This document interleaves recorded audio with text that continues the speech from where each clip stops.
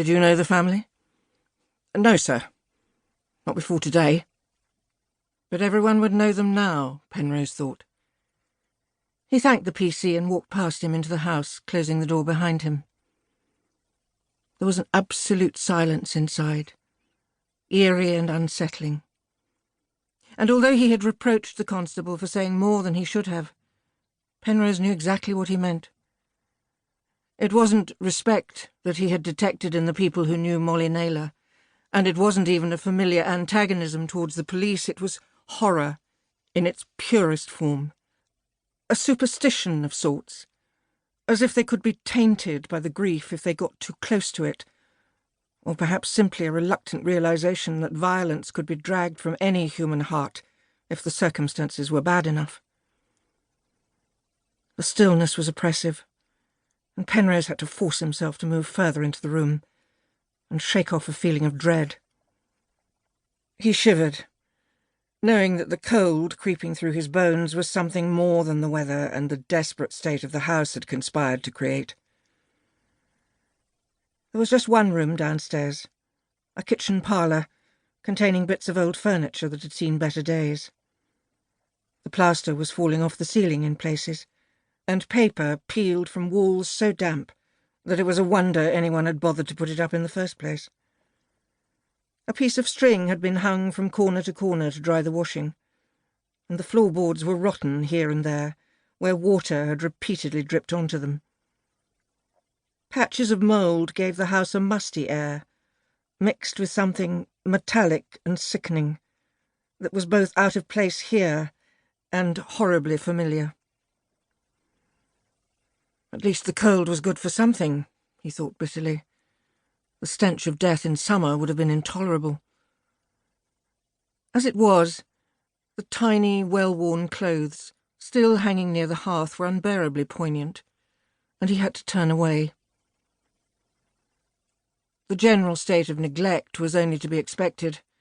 Rents were so low after the war, and housing in such short supply, that landlords had no incentive to carry out even the most basic of repairs. Yet he couldn't help noticing how clean the room was. There was a standing joke among his colleagues that a dark blue uniform would invariably be turned brown by any visit to a slum building, but so far the house was as cared for as the fabric of the building would allow, and this small, defiant hint of pride made the sign above the fireplace, "God bless our home," something more than a bad joke. And then there was the tree, a scrawny, grudging specimen of which Scrooge might have approved, but a tree nonetheless decorated with love.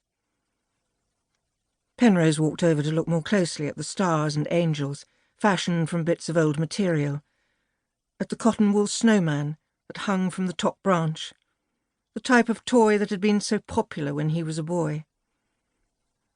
He knelt down to see what was underneath. 6 presents of varying shapes, all wrapped in newspaper, and couldn't remember ever having seen something so pathetically out of place. What could possibly have happened in just a matter of hours to change this family's fate so dramatically? There were 2 envelopes laid neatly on what passed for a kitchen table, perhaps containing the answer to his question. But first he needed to see the tragedy for himself. He climbed the dark, narrow staircase which led directly to the smaller of 2 bedrooms, and located the first bodies before he had reached the top step. Not even his imagination, fed by the brutality of war and his job, could have anticipated the horror of what he saw. 2 little girls, twins of around 7 or 8, were tucked up in bed, their fair hair entangled on the pillows they lay close together. Penrose could almost have believed they were sleeping quietly in each other's arms, were it not for the stain of livid red on their bedclothes. His hand shook as he pulled back the blood-stiffened sheet, but he forced himself to examine the wounds on their throats.